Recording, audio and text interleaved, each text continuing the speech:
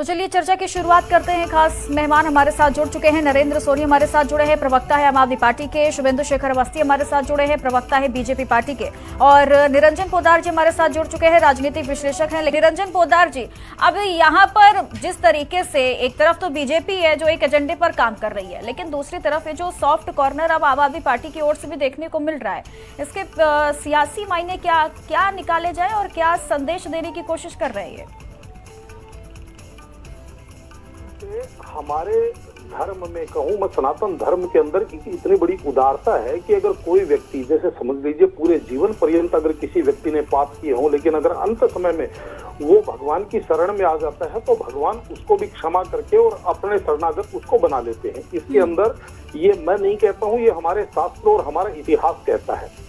तो अगर आज मान लीजिए अरविंद केजरीवाल जी या आम आदमी पार्टी अगर भगवान श्री राम के मंदिर में जाकर के वहां पे भगवान राम की आराधना करते हैं, वहां पे पूजा अर्चना करते हैं, तो इसके अंदर कहीं कोई मेरे हिसाब से कोई गलत नहीं है, पहली बात। दूसरी बात, लेकिन यहाँ पे एक चीज जरूर थोड़ा सा मन को संदेह पैदा करती है, और वो संदेह पैदा इसलिए करती है क्योंकि देखिए किसी भी व्यक्ति का अतीत जो है कभी उसका साथ नहीं छोड़ता। जैसे आदमी की छाया आदमी का साथ नहीं छोड़ती, परछाया जो होती है, तो वैसे ही अतीत आदमी के साथ कहीं ना कहीं चलता है और वो उसको संदेह या उसके भरोसे का एक प्रतीक होता है। तो जिस तरीके से अगर मान लीजिए ये केवल एक अगर राजनीतिक पर्यटन है, तब तो देखिए ये मेरे हिसाब से उतना साधुवाद या इतना स्वागत योग्य नहीं है।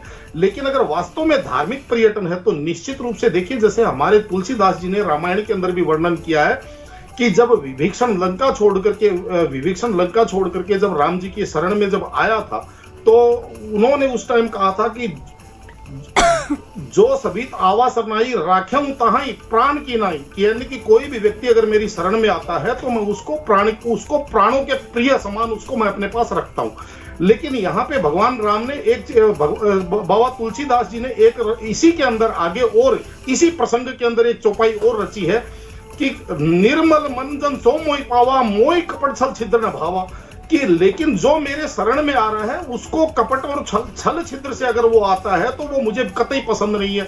अब यहाँ पे देखिए थोड़ा सा अरविंद केजरीवाल जी अगर मान लीजिए आज अगर दक्षिणपंथी राजनीति की तरफ झुकाव कर रहे हैं तो ये साधुवाद स्वागत योग्य है और उनको साधुवाद। लेकिन उनको जब प्रियांक खड़गे जी जब हिंदू धर्म को कुष्ठ रोग बता रहे थे, जब हिंदू धर्म को खत्म करने की बात बता रहे थे, उस टाइम ये प्रियांक खड़गे जी, मैं ज्यादा पुरानी बात नहीं कर रहा, अभी 4 महीने पुरानी बात कर रहा हूं, तब भी ये उन प्रियांक खड़गे जी की पार्टी और मल्लिकार्जुन खड़गे जी के साथ गलबैया कर रहे थे। उस टाइम भी इनको उसकी आलोचना करनी चाहिए थी।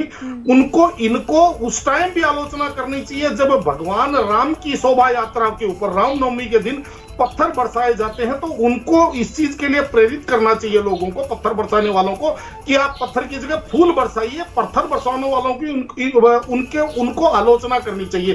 तब तो कहीं ना कहीं जो मैंने अभी बोला, निर्मल मन जन सो मोहि पावा, मोहि कपट छल छिद्र न भावा, फिर तो ये चीज एक समझ में आती है। लेकिन अब अगर केवल और केवल एक राजनीतिक पर्यटक, जब आदमी को ये लगे कि पूरा देश का 140 करोड़ सनातनी अब जागरूक हो गया है और वो आज इन छोटी छोटी चीजों को आज नोटिस कर रहा है, अगर इन चीजों को देख करके केवल राजनीतिक लाभ के लिए अगर ये पर्यटन है, तो फिर देखिए इसका कोई मेरे हिसाब से मूल्य नहीं है। चित्रा जी बिल्कुल सही कह रहे हैं, कोई मूल्य है भी नहीं, होना भी नहीं चाहिए। फिलहाल आप सभी का बहुत बहुत शुक्रिया मेरे साथ चर्चा में जुड़ने के लिए।